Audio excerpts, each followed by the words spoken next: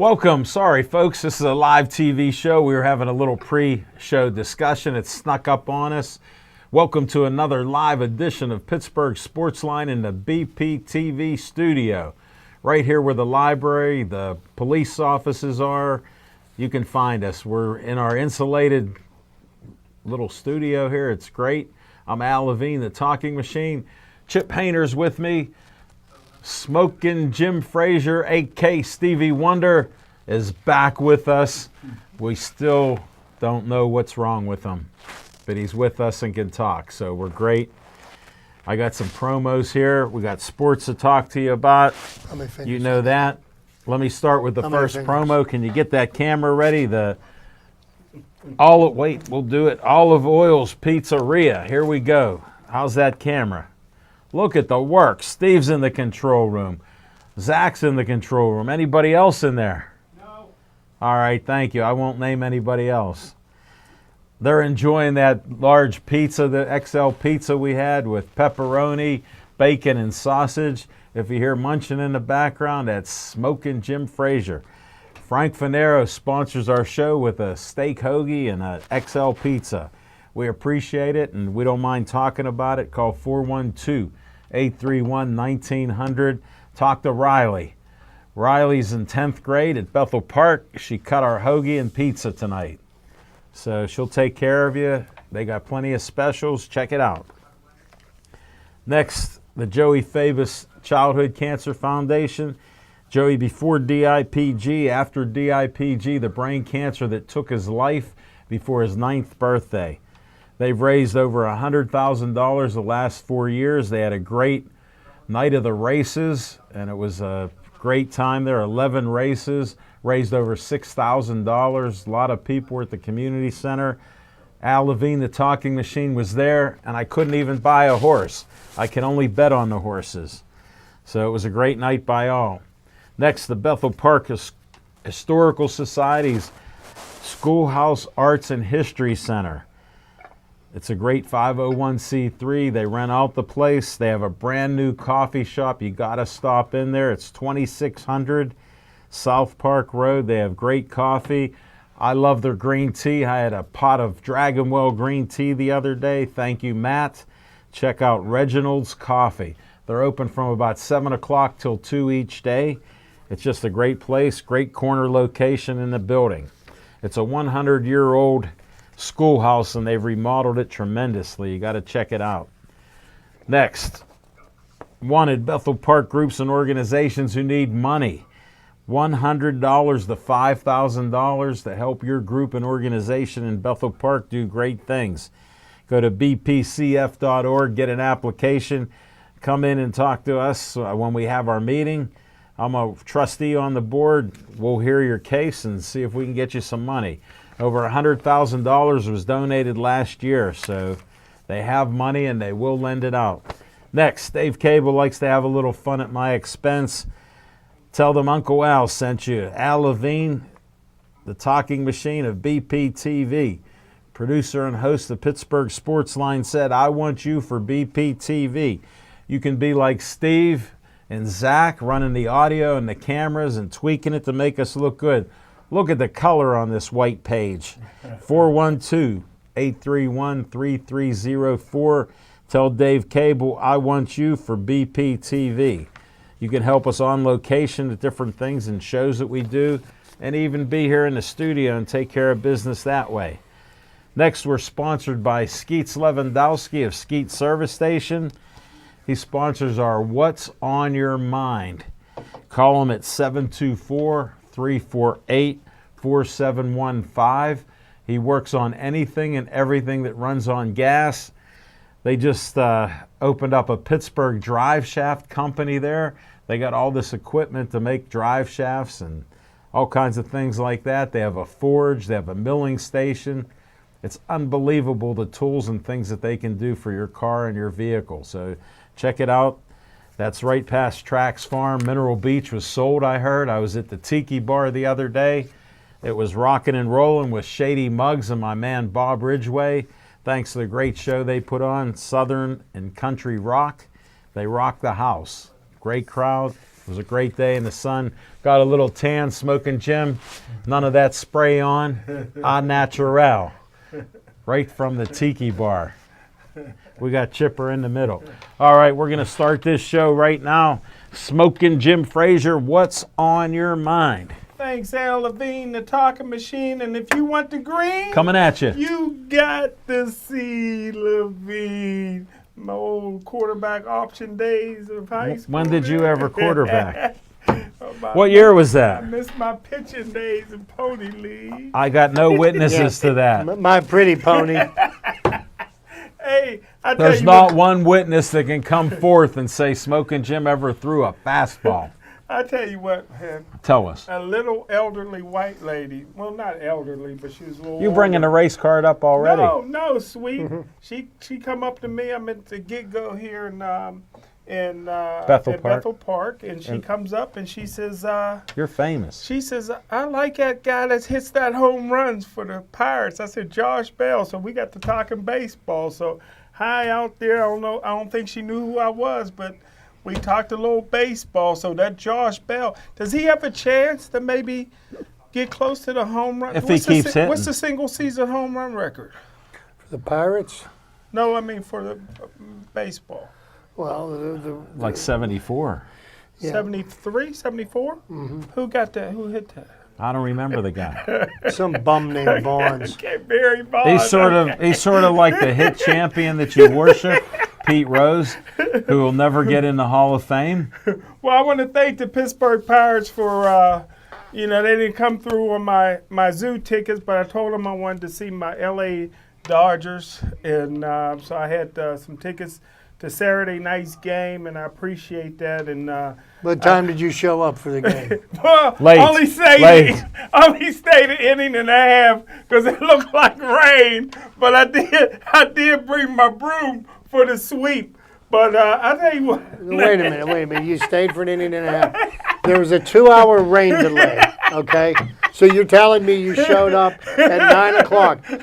I am betting money you were not there. Not at that time. Because I was. He left before the rain. Hey, I posted tickets on Facebook anyway. I saw the picture with 20 tickets in your hands. In other words, folks, he wasn't there. I was there Friday and Saturday night representing. Hold it, I got to interrupt. I go to a cookout the other day, and I see this guy, my best friend, wearing pirate gear. I'm like, you're so negative against the Pirates. How can you even wear it? Now tonight he came in looking worse with pirate gear, like he's a pirate fan. He's a negative pirate fan. Well, what else did they do but get swept? Well, all I can say is I brought my broom, and that was a day early. a day early. But I had a dream, and I had a dream that I would show up and Garrett Cole would still be playing with the Pirates at 6'4", 220. I had a dream that Austin Meadows at 6'3", 220, batting at 341, would still be with the Pirates. I had a dream that Neil Walker was still with the Pirates. I can't believe you wrote all this. And I had a dream that Andrew McCutchen, who always gave the Pittsburgh Pirates a hometown discount. Not only was this guy a 5-time All-Star and NL MVP in 2013, Golden Glove Award winner. You know, this is a guy who won the Roberto Clemente Award, 4-time Silver Slugger champion. And I tell what does that even mean? And I tell you what, I love my Pirates, but I can't go to sleep now because I'm afraid I'm going to have another dream. And that's what's on my mind. Oh, yeah, Andrew McCutchen, the same Andrew McCutchen that's batting 258. In 79, how many teams could Willie Stargell play for? But he was the leader on the world championship team. Leadership counts for something. He would have been a leader here. We're lacking leadership. Mm-hmm. No, once again, you missed the mark by a mile, my friend. What we need is starting pitching, okay? We've got Garrett plenty Cole? of leadership. We got rid of Garrett Cole. He was a starting pitcher. Right, and we got a starting pitcher back for him. Because Garrett Cole, we would not have had him by now. Why not? Why not? Because he would have been free traded agency by now. He's a free agent. He didn't want to be in Pittsburgh, so what we did was we got what we could for him. We got a starting pitcher, major league pitcher. We got a starting major league third baseman, and we've got an outfield prospect at AAA that will be in the majors. I need you to back some of that up with facts that he didn't want to be in Pittsburgh. It was obvious. He heard him say it. It was obvious. Unless I pay attention to the team on a day-to-day basis. Okay. It's sort of like if you go back and watch the film when Smokin' Jim said a few years ago, Le'Veon Bell doesn't want to be a Steeler. We never verified from anybody else that he said that. He told me personally. But we don't really believe your veracity of your statements. Chip and I, we love you as a brother, but we don't believe you're truthful. No, I don't lie. Anybody that got to tell you, I don't lie and I'm an honest man, they're skeptical in my book. Just ask the guys I worked with at the newspaper. Zach Taylor will tell you I don't lie. Guess what? He found out how you are with animals. When as a pet owner. Co-owner. Not even close. Bring him in, Zach. Look at that look. He didn't even count it. Enough of Smokin' Jim. Let's move on to Chip Hayner. What's on your mind? What's on my mind? Well, first thing, we are here to talk sports, but I like to mix in a number of different things, and it is the birthday of the Mon Incline. Whoa. Mon Incline opened for the very first time on May 28th, 1870. Jim remembers the opening well. We didn't even know we had inclines. Also, I wanted to make note of a loss suffered by Major League Baseball. Yeah. Bill Buckner passed away yesterday at 69 years old. And one of the saddest things about the fact that Bill Buckner passed is that Bill Buckner is only remembered for one play that happened in Game 6 of the 1986 World Series. But he was a good ball player. Besides, he played 22 years in the major leagues. He had over 2,700 hits. Yeah. He was a double machine. He won a batting title. He was a double machine. Once led the league in doubles. He played for the Los Angeles Dodgers and the Chicago Cubs primarily, and he did play for the Red Sox, the Angels, and one other team before his career passed. You played for my Dodgers? He played for the Dodgers for a lot of years. We don't know if they're yours or not. But, sorry about his passing, and it's a shame that he can't be remembered for the other accomplishments that he made in his career. It's one play that will forever be burned into everybody's brain. But that wasn't the play that cost the Red Sox the World Series that year. That was only Game 6. And by the Mets winning Game 6, they extended the series to Game 7. So, you can blame that on Bill Buckner all you want. The Red Sox had plenty of opportunities to win Game 6 and to win Game 7. They did neither. So, and if Smokin' Jim saw the play, he'd still be talking about it to this day. Like, how could you not play first base? Yeah, because it's an easy position to play, right? Easiest. Mm-hmm. So anyhow, ask me what's on my mind. Still, we're getting blowback on the Ben Roethlisberger story. Joey Porter has decided to sound off on Ben, and I think at this point it's getting a little bit old. All right, everybody's Ben was part of the problem. That is proven fact. What I find most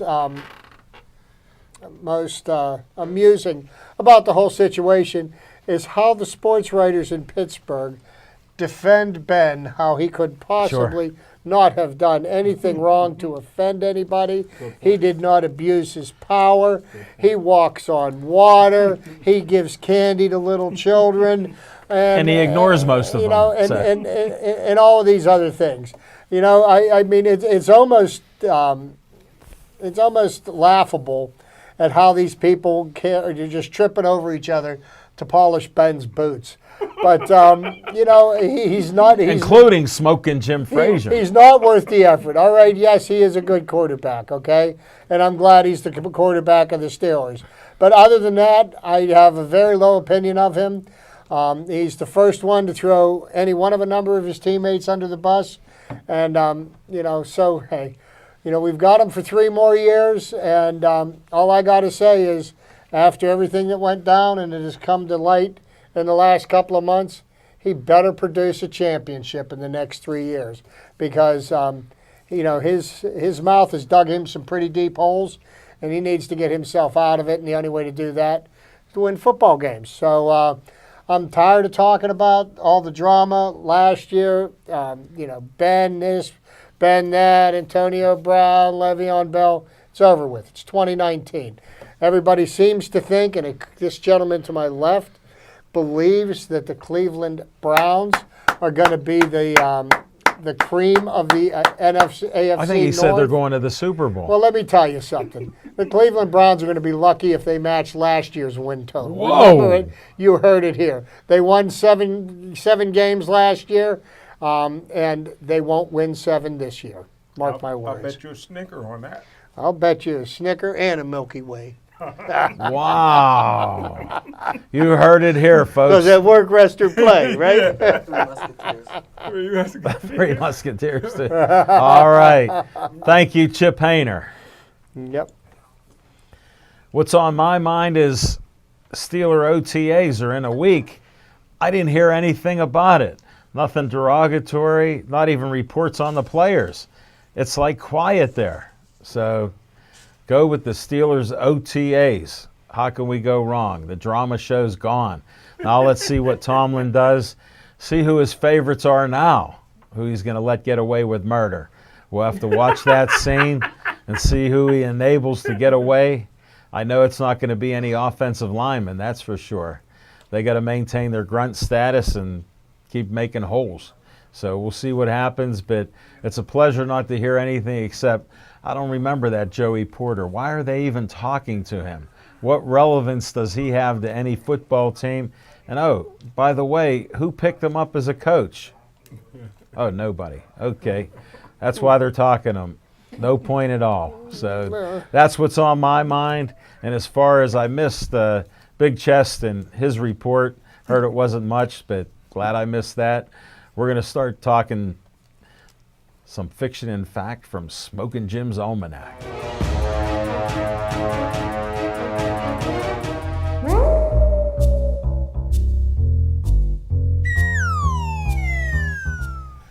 Thanks, Al Levine, the talking machine. Thanks, Chip Hayner. Thanks to the Rookie of the Year, Steve Fisher. And thanks to Little Z, Zach Taylor. I tell you what, I've been around a lot of people with a lot of potential. I've never seen the potential that Little Z has. I Really? expect great things from him. At in the Bethel future. Park. Yeah. Yeah, we'll see about that. They just told me he'll never leave It Bethel only Park. take one good-looking girl to get him to transfer, brother. Sheridan. Oh, okay, thanks. But what was that, Rain? Yeah. No. That's Langley High Location. School. Down in Sheridan. Okay, Yeah. Sheridan. Yeah, I thought it was torn down. No, yeah, it's still up. But anywho, this is a little word association for my team here, for the Dream Team. If I told you Chipper and Al Levine, the talking machine, and Lil Z and Rookie of the Year can get in on this as well. If I told you I had a wide receiver that was 6'3", 230 pounds, he had an older brother who was an All-Pro in the National Football League. In his college stats, he had 192 catches for 3,744 yards and 40 touchdowns. His senior year, he had 61 catches, 1,300 yards, and 18 touchdowns. In high school, he was a 3-time state champion. In college, he was a 3-time All-Conference, a 3-time All-American. What round would you draft him in the National Football Sixth League? round. First or second round, Sixth you would round. say? Sixth. Got to be with that kind of Sixth. 6'3", 230 wide Sixth. receiver? He only runs a 4.8. No, he was fast, 4.5. I was close. But end up being a 7th round draft choice. How was my Barely guess? made the team at the Denver Broncos. Went on to be a Hall of Famer for, and his name is Shannon Sharp. And I happened to see him play his senior year at Savannah State.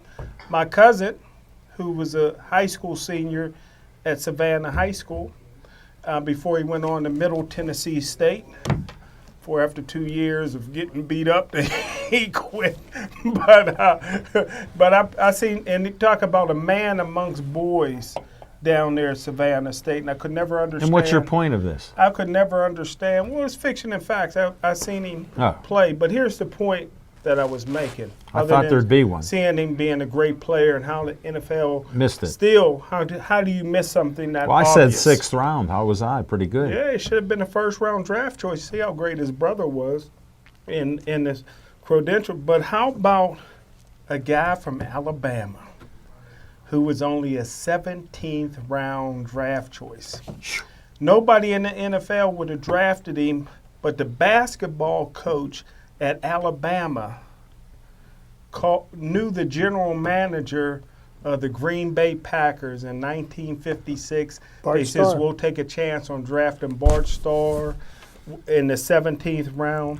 Bart Starr went on to have a 9-1 postseason record, the highest postseason. 7 championships. 7 championship, the highest postseason I used to follow the quarterback Packers growing rating of all time. And to my knowledge, Bart Starr only told one lie. Very religious guy. Only lie I know that he ever told. After his freshman year, he got married to his high school sweetheart, who was going to Auburn at the time. Back then, if you were married, they took your scholarship because they didn't think you were focused. So they never announced. They eloped, but they never announced that they were married because he didn't want to lose his scholarship. She stayed at Auburn. He stayed at Alabama. That's the only little white lie he ever told. Wow. And this is a guy that passed away this past week. So rest in peace, Bart Starr. 2 great ones. Shannon Sharp, Bart Starr. Shannon Sharp don't even deserve to be mentioned in the same breath. They're both in the Hall of Fame. Doesn't even deserve to be mentioned in Smoking the same Jim, breath. you never cease to amaze us. Is your character Stevie Wonder? You come through again. Thank you. Sir. Thank you.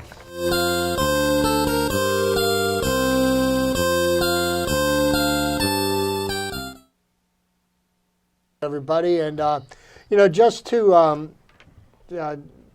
kind of fill in for Jim's fiction and fact about Bart Starr. Bart Starr was one of the very first football players that I followed as a young man, because back in the early 60s, when I was old enough to start remembering about sports, and my dad was a very avid sports fan, and he rooted for the Green Bay Packers back in the early 60s, because my father was very much liked everything that Vince Lombardi represented. Mm-hmm. And back then, in those days, the Steelers were, they were the lovable losers. They stunk. Let's just put it to you that way. If they won 3 games in a season, it was considered a miracle. And you really didn't, you didn't see crowds at Steeler games. They didn't get the coverage they get now. And they certainly didn't get the fans in the seats. And, so as a young boy, I rooted for the Green Bay Packers. My dad liked the Packers. The Packers were in the championship every year. As a matter of fact, in the Ice Bowl, which was played in January of 1967, I was rooting for the Packers to beat the Cowboys. That is how long my hatred for the Dallas Cowboys has existed. And to this day, it continues. But, Bart Starr's passing, brought back a lot of memories of a different time. The Green Bay Packers of the 1960s, one of the greatest dynasties of all time. They won 5 championships in 7 years. They actually won 5 championships in a row. 3 NFL titles and the first 2 Super Bowls. So, sad to hear that Bart has passed away. But he is one of the true greats and true gentlemen of the game. So, would you say that the Steelers of the 60s are like the Pirates today? No. Not even close. He hired drunks to manage the team. He hired drunken head coaches and things like that. There was no curse. Yeah, the Steelers had the curse of Bobby Lane. Yeah. Because after he left Detroit, he never won another championship, right? Yeah.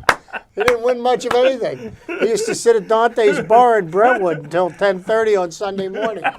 You get up for the game. Yeah, getting lubricated for the game with Ernie Stutner. Okay? I've heard those stories. Yeah, my father was there. He So, a few weeks back, during Jim's hiatus, I had gone over some facts that there's some events that would never be repeated, some records in baseball. I agreed with you. Never be.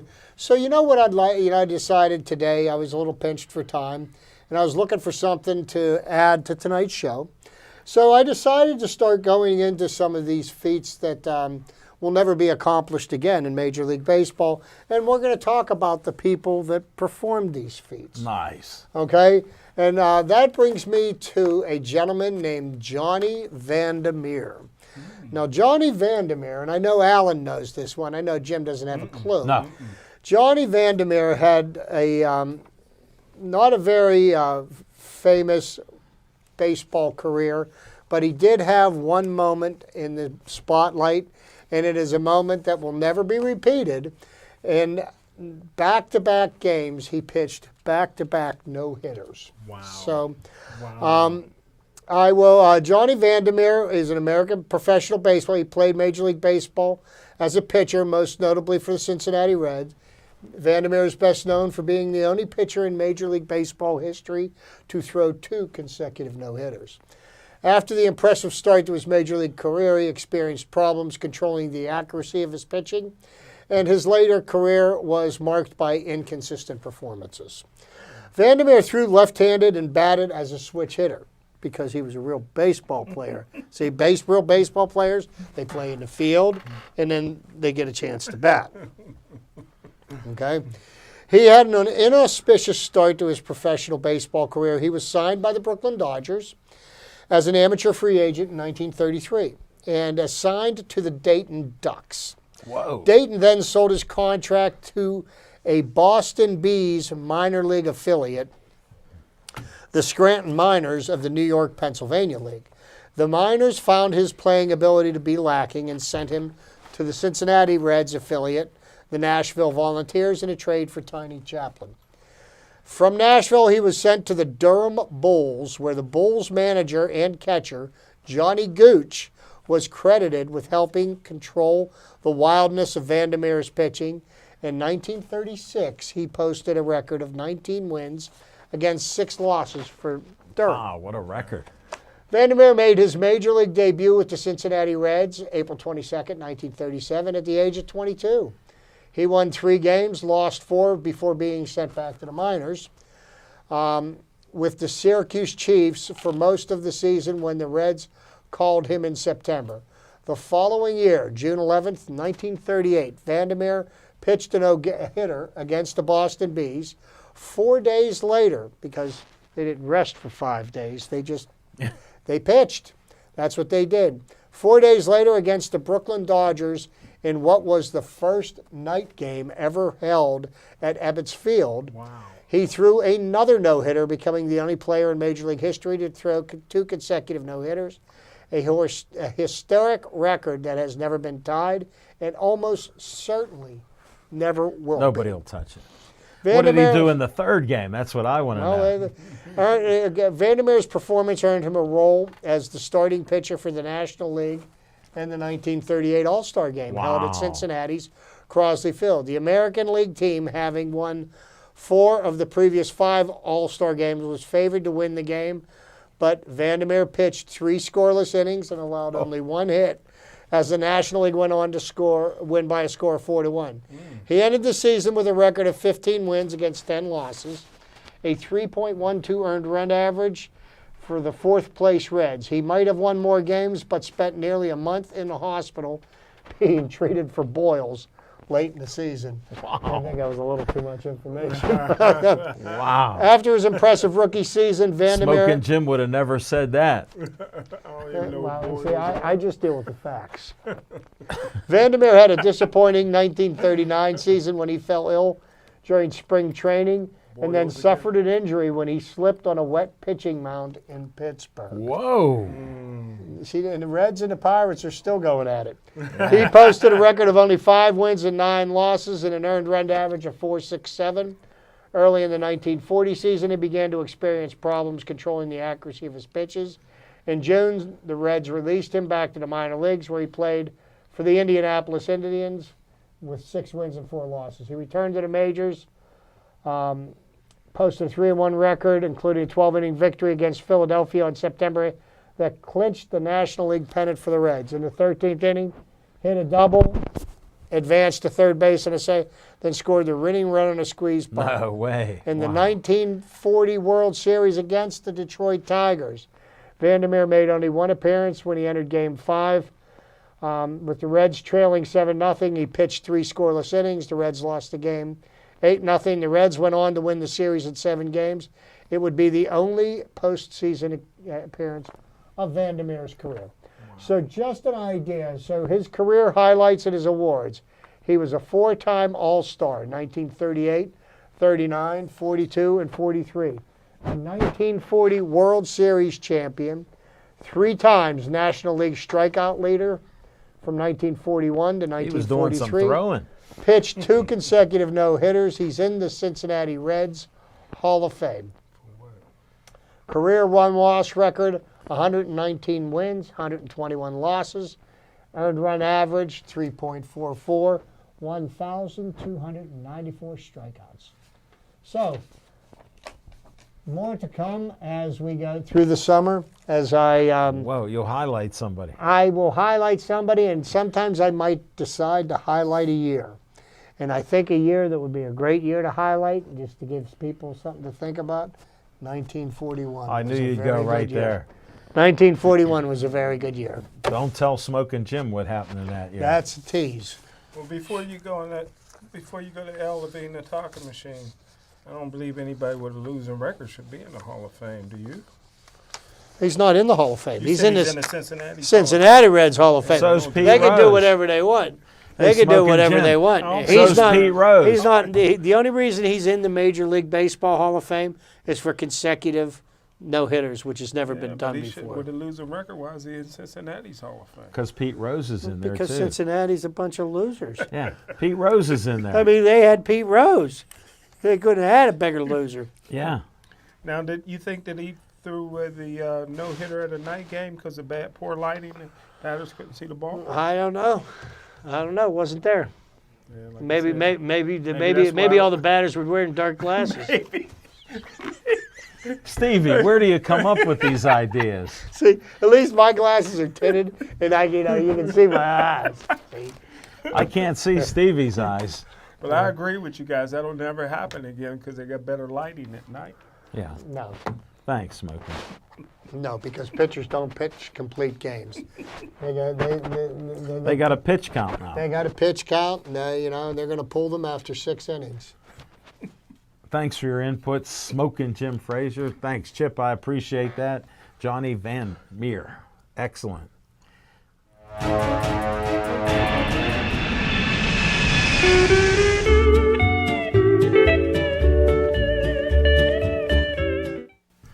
Thanks for not changing that dial. On location, excuse me, June 3rd, Steel Cactus right here at Cool Springs, 7:30 to 8:30. Check it out.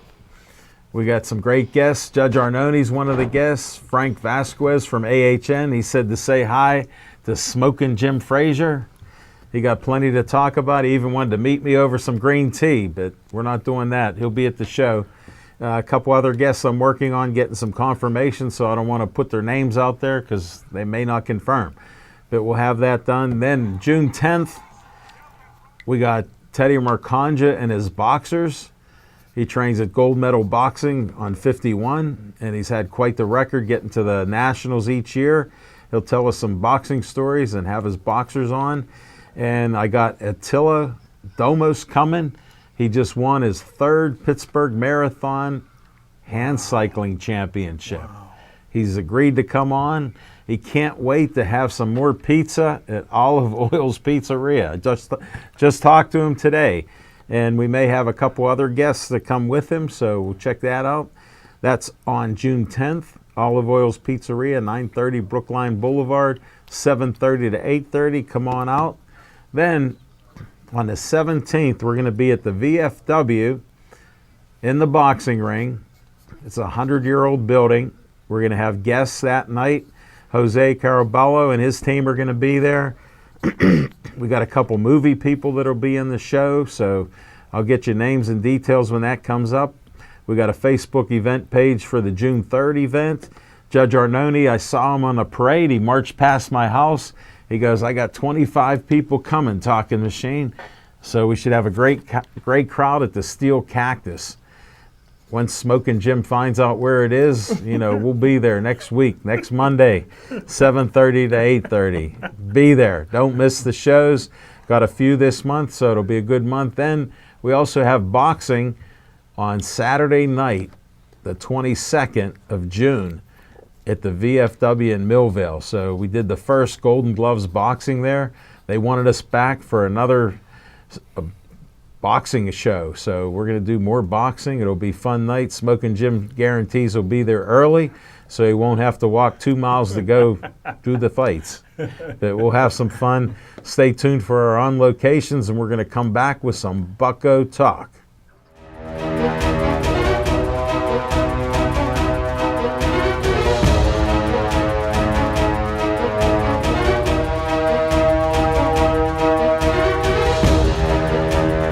Welcome back, everybody. Thanks for not changing that dial.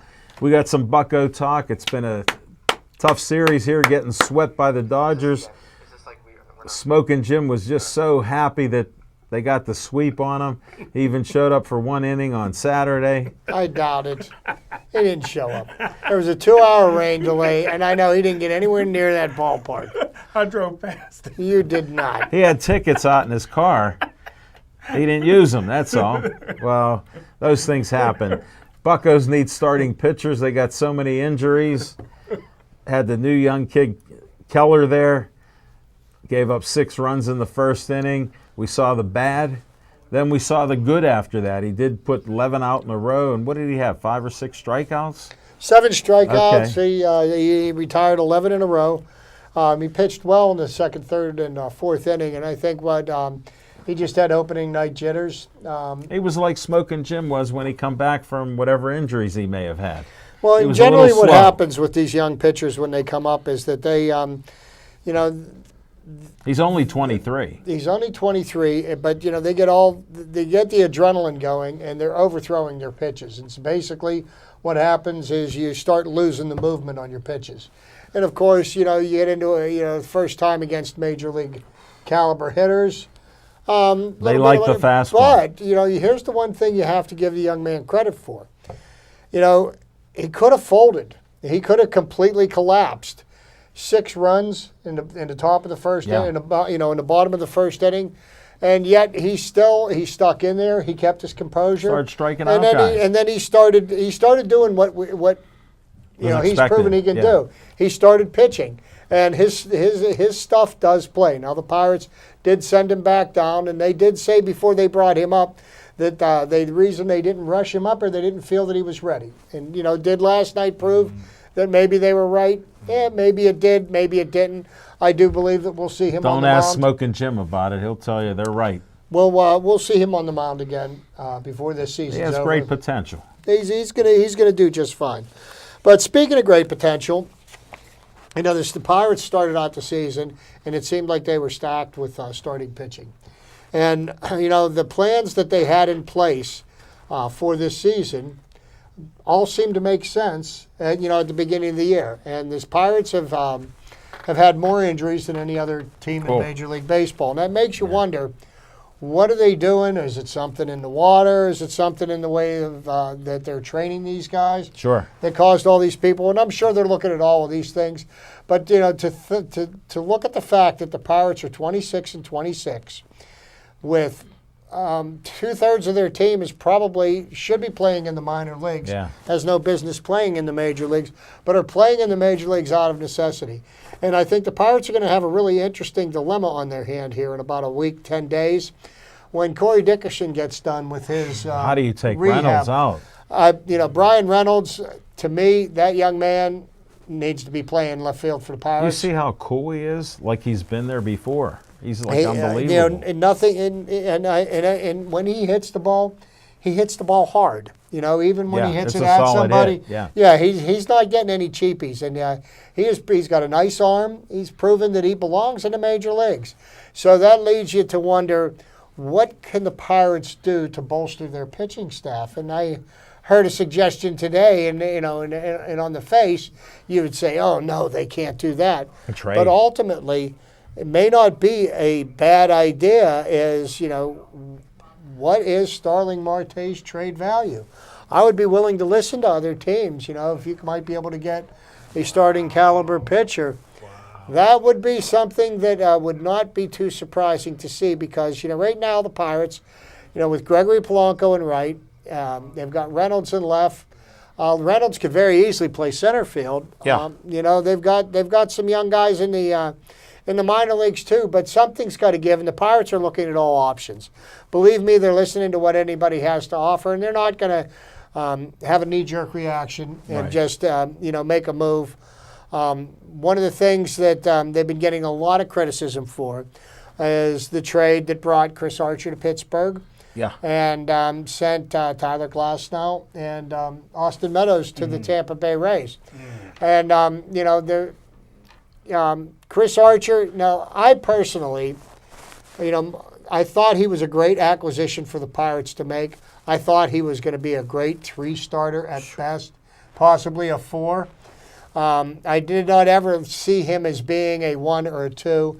And I think that Tyon and Trevor Williams proved last year that they were the 1-2, Yeah. of our They staff. did, yeah. And Chris Archer has been underperforming Since he got here. considerably Yeah. since he got here. And, he needs to find himself and start doing what we need him to do. We need him to eat innings. Yeah. We need him to pitch. Well, he used to do that. He was an 6, all-star. 7 innings. He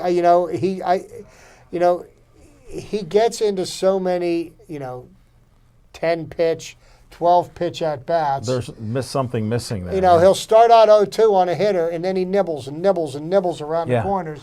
And, Just throw it and, by. and the batters are laying off his stuff because they know it's out of the strike zone. And ultimately, they're fouling off his good stuff. Yeah. He has trouble. I think he needs to find himself, and the Pirates need Chris Archer to be the Chris Archer he was before he got traded from Tampa. And I don't mean in a month or two before. Right. In the years or two before. But the trade was made. The trade was made last year for all the right reasons. The Pirates were in a situation last year where they needed to make a move. Sure, they won a bunch of games. They won a bunch of games, and they've constantly been criticized for not trading prospects. So they traded 2 prospects, and I don't believe that Tyler Glasnow would be pitching as well here if he stayed as he is in He never Tampa showed now. that he could. He was given more opportunities to start as a reliever, and he just couldn't seem to get with it. He didn't look like he had confidence when he was here. Really. Austin Meadows, because of some of the other young players that we had in our minor league system, became expendable. And, to be able to get major league caliber starting pitching, you had to give up a prospect that was worth something. I'm sad to see him doing so well for Tampa, but, good for Austin Meadows. I hope he has a long career. I hope he will. I hope he plays well the entire way. I've got no knock against him whatsoever. It's a shame that that's just the way things happen in professional And sports. I told you, Pirates never should have got rid of him. You're right again, Smoking Jim. You're right. What can we say? He's right. He's never wrong about baseball. He's never wrong after the fact. You don't get rid of a great white player. You don't do it. Jim is always right after the fact. Just make sure you know You that. know I said it then. He's making history on I that. said it. Yeah, that's why he's good. So, anyhow, That's why he's Stevie Wonder. He don't see anything right now. The Pirates are at the Great American Ballpark again tonight, and they're playing the Cincinnati Reds. Last I checked, they were down 1-0. Now we're down 3-0 in the top of the 5th. So Maybe Bell will come back. Jordan Lyles is pitching tonight, who's been our best pitcher. 26 and 27. Could be. Jim, Mr. Positivity. Can I show you something? A baseball game is 9 innings long, okay? The game is not over in the 5th inning.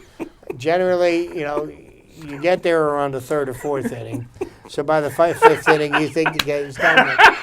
So that's the reason why I know you were never there on Saturday night, because it was probably 10:30, quarter to 11 by the time they got to the 3rd or 4th inning. I had tickets. Yeah, you had tickets. I was there. Did you get the hat? What hat, right? He don't even know. What'd you eat there? What'd you eat? I drove past the stadium on my way to the casino. Yeah, We know that. I ate at Manny's, and Manny's still doing well. Yeah, he looks good. Yeah. He looked a little rough this spring when I saw him. You see Manny singing? Yeah, I see him every time I go to the ballpark. He's there every game. Doing what? At his His barbecue. place. And he got a barbecue down there? I've been there. Oh, it's only been there for 19 years, Jim. I didn't know that. Well, maybe if you went in the stadium every once in a while, you'd find that out. See? Take the sunglasses off and look I'd around. love to see So, Manny He'd like to see you. So the Pirates have a lot of promise. When they get their starting pitchers back, when Trevor Williams and Jameson Taillon are back, the Pirates, I do believe, will make some noise. The fact that they're continuing to stay right around 500 it's remarkable. With the lineups, it is completely amazing. Their run differential is one of the worst in the leagues, but yet they're 26 and 26. So, you can criticize them all you want. They are playing a great caliber of baseball, and this team is a lot of fun to watch. And people, you need to get down to PNC. Watch what Josh Bell is doing this year.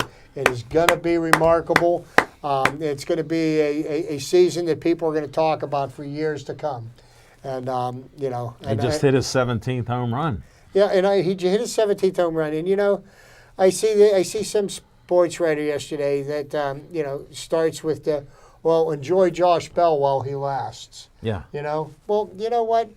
Every player that's on the Pirates right now at some point is not going to play for the Pittsburgh Pirates. Okay? So what do I sit there and criticize the fact that the players that we have are going to eventually move on? Yeah. That's the nature of the sport. Right. Why can't people just enjoy and live in the moment and enjoy what's happening now, as opposed to, let's try to drum up all the negativity that we can because, Who would do that? No, I don't know. Do you think he'll get a second contract here with the Pirates? I wouldn't be too surprised nice. if he actually got a first contract with the Pirates, that if maybe they extended him and maybe he bought the first 2 years of his free agency and locked him up for some guaranteed money. I wouldn't mind that. He might give they a did discount. that with Andrew McCutchen. They did that with Starling Marte. They did that with Gregory Polanco. And He might give him a discount. And they Smoking. backstabbed McCutchen. they did not. They did not. He stopped hitting. Jim, stopped hitting and what? fielding. As much as you've played sports, I'm surprised you don't understand the nature of professional sports. Players, they're like pieces of equipment. They get traded, they get used, they get passed on. That's just the way it is. You don't want to get too attached to them. But speaking of other sports, the Pittsburgh Penguins had a trade offer on the line for Phil Kessel. Yeah. And Phil Kessel nixed it.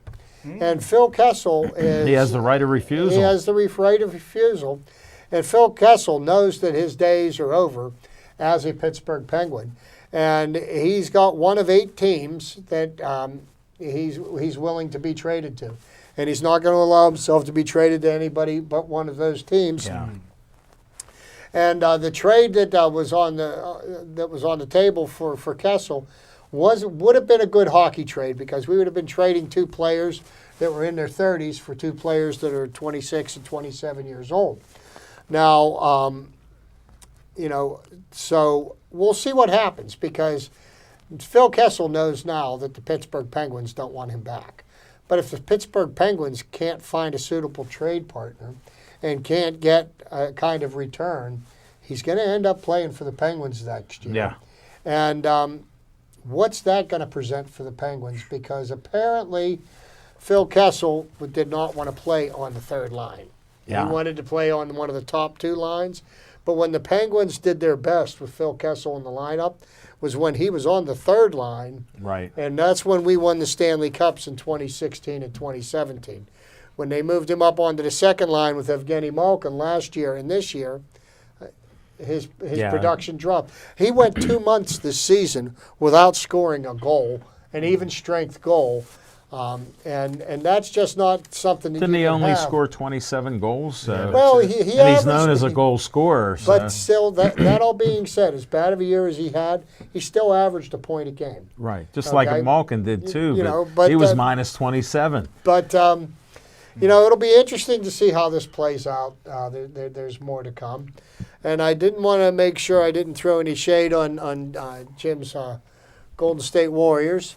The Warriors and the Toronto Raptors, they hook them up Thursday night for the NBA championship, and Kevin Durant is out the first game for Thursday night. I don't know if he'll make it for the And series. Kwame Leonard has come. nice. His moment has come. Yeah. And he's going to be a free agent at the end of the I season. didn't know that. And he's going to get to write his own ticket. I'm sure somebody's going to offer him a max contract. But if he can carry the Toronto Raptors to the NBA title, the sky's the limit from him. But I mean, Ain't beating even Golden without State. KD, the Golden State Warriors Look what are Steph Curry far did. and above the best team. You got Steph Curry, you got Klay Thompson. Steph I mean, Curry turned it up a notch. How could he do that? there's Draymond Green. the Warriors are stacked, and they won championships without Kevin Durant. Boogie They won Collins. championships with him, and he got them to where they're at right now. Helped them to get to where they're at right now. Yeah. And then last but not least, and if anybody on the St. Louis Blues can hear me, get it together and beat the Bruins, Yeah. because 13 in a I row, am eh? going to Maine on June the 8th. And don't I wanna do hear it. not feel like hearing from New England sports fans about another championship this season. They won the World Series. They won the Super Bowl. If they win the Stanley Cup, I'm sure I'm going to vomit. Didn't St. Louis use like 13 in a row in championships? What's that? They lost like 13 in a row. Who did? Count last night in championships. They haven't been in the Stanley Cup since 1970. But they Guess who they played? who? The Bruins. The Boston Bruins and And they Bobby lost. Orr. They were up 2-0 They got last swept. night. Yeah. They were up 2-0. They lost that series. They're up They 2-0. lost that series, 1970. But you know what? The Blues still have tomorrow night, and I'm pulling for the St. Louis Blues. Whoa! Hey, let me tell you something. I like New England sports fans a lot better when they lost. Oh.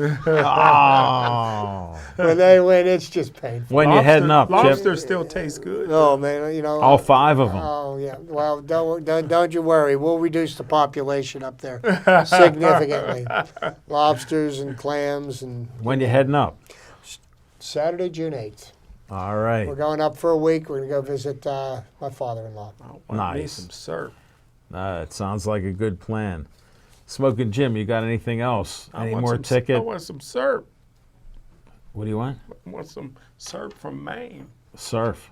Syrup. Syrup. What you put on pancakes? Syrup. Syrup. No, that's Vermont maple syrup. Smoking Jim. I'll take you to breakfast in the Strip District. Sounds good. Pamela's. I'll take you to Raymond's in the Strip.